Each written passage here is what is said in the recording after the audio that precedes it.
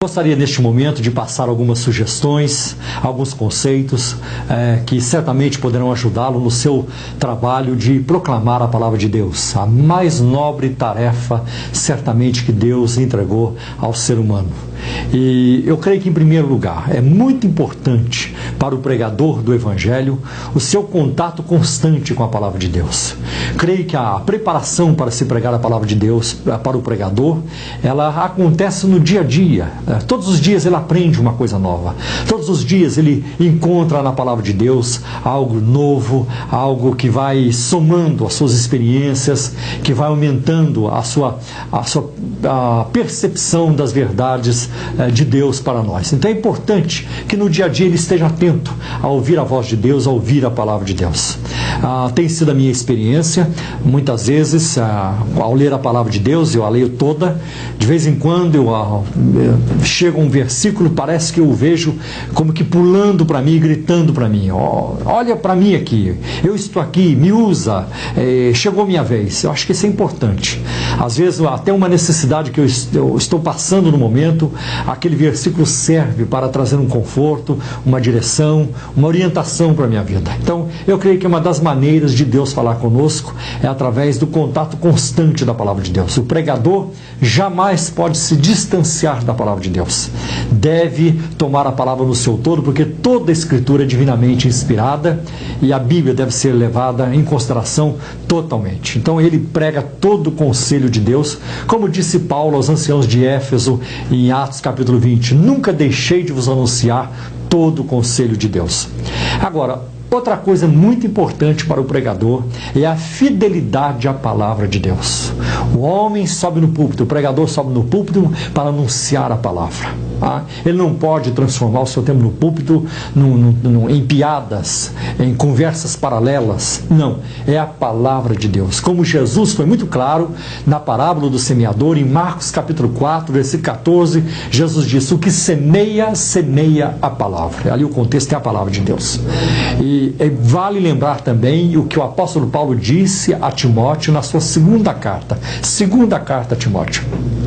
E de acordo com a erudição do Novo Testamento, quando Paulo escreveu a sua segunda carta a Timóteo, faltava mais ou menos uma semana para ele ser decapitado sob as ordens de Nero. E mesmo assim, diante da perspectiva da morte, a preocupação do grande apóstolo é com a palavra. Ouça o que ele disse a Timóteo: conjuro-te, pois, diante de Deus e do Senhor Jesus Cristo, que há de julgar os vivos e os mortos, que pregues a palavra.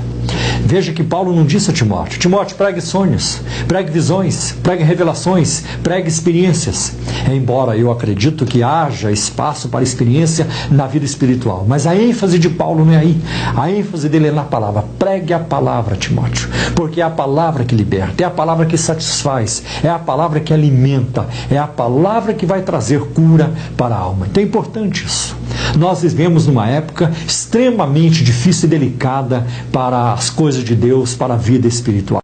Lamentavelmente, novas correntes doutrinárias têm surgido que tendem muito mais a exaltar o homem, que tendem muito mais a reforçar as tendências negativas do ser humano do que corrigi-las e colocá-lo numa perspectiva correta diante de Deus. Então o pregador tem que ser fiel à palavra de Deus. Isso é muito importante. Agora, eu acho que uma outra coisa importante para o pregador é que ele deve estar sempre em contato com o povo, com o público a quem ele ministra. Isso é importante. Nunca fugir das pessoas. Hoje você vai encontrar, por exemplo, pregadores, e tem sido assim nos últimos anos, que amam a multidão, mas odeiam o indivíduo. Gostam de falar para milhares. Termina de falar, ele some, desaparece, não tem contato com ninguém. E o pregador precisa estar em contato com o povo, sentir a dor do povo, sentir onde estão os seus problemas, as suas adversidades, sentir a ansiedade de alguém, o sentimento de culpa, as tentações, os conflitos, problemas de relacionamentos, porque certamente isso vai ajudá-lo depois a decidir os temas a pregar e vai ministrar para necessidades específicas do seu público. Isso é muito importante.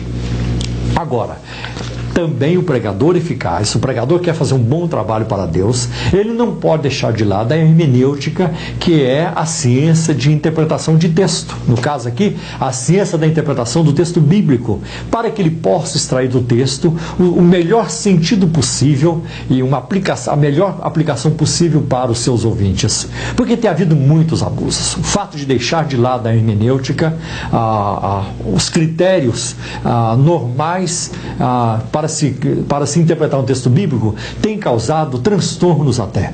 Eu poderia citar muitos exemplos, como você também já deve conhecer exemplos assim. Eu me lembro de alguém que foi pregar sobre a ressurreição do filho da viúva de Naim, e o texto diz que Jesus tocou o esquife, o caixão do morto. Então ele vira-se para o público e diz: irmãos, eu não sei o que é esquife, mas eu acho que era uma gaitinha, uma gaita que Jesus tocava, e quando ele tocava, o morto se levantava.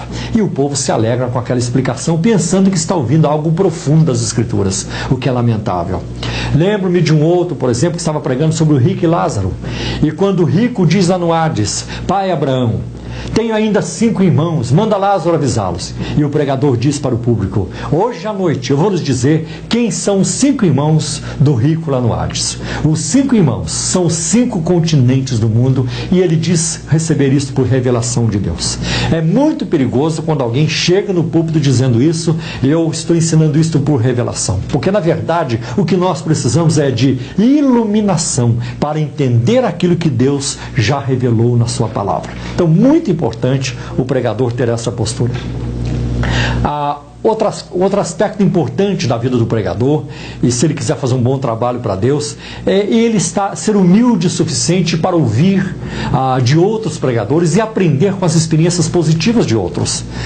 É muito importante ao longo da história da igreja você prestar atenção nos homens de Deus que foram grandemente usados. Por exemplo, Lutero, Calvino, são homens que servem de tremenda inspiração para nós. Jonathan Edwards, George Whitefield, Moody, vários outros têm servido de exemplo para nós. Leia sobre eles, leia suas biografias, como é que foi sua vida de oração, a preparação de sermão, como é que eles se prepararam para pregar, o resultado das suas pregações, a forma de como viveram. Tudo isso vai enriquecer a vida do pregador. É importante isso. E mesmo depois que você já estudou o texto, onde você já fez análise histórica, análise gramatical, onde você já traduziu o texto e você aplicou os princípios da hermenêutica, é importante depois verificar o que outros no passado, os mestres do passado, disseram sobre aquela passagem antes de você tirar uma conclusão final. Vê se concorda com aqueles a quem Deus também iluminou no passado e de maneira maravilhosa.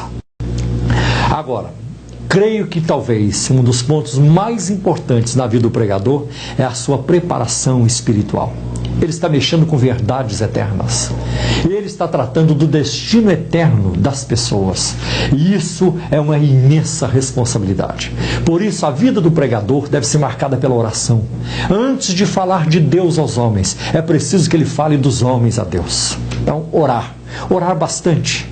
Como disse Leonard Ravenhill, já falecido, um homem, foi uma grande autoridade no assunto sobre avivamentos. Ele chegou a dizer que o pregador que não ora 2 horas por dia terá o ministério da carne. Então é importante a vida de oração do pregador.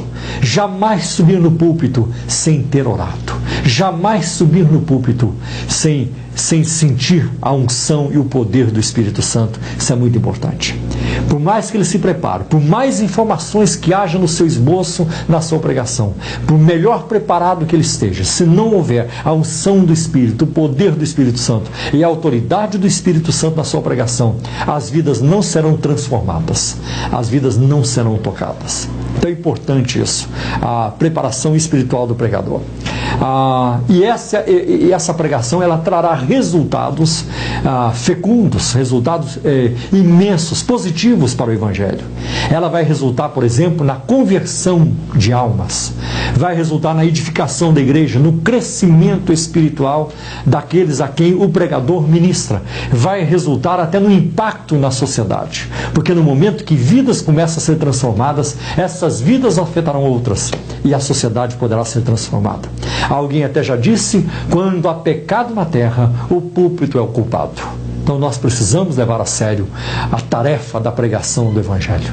Que Deus te ajude a desenvolver um trabalho que glorifique o Senhor e que venha estender o seu reino na terra. E que Deus te abençoe grandemente, em nome de Jesus.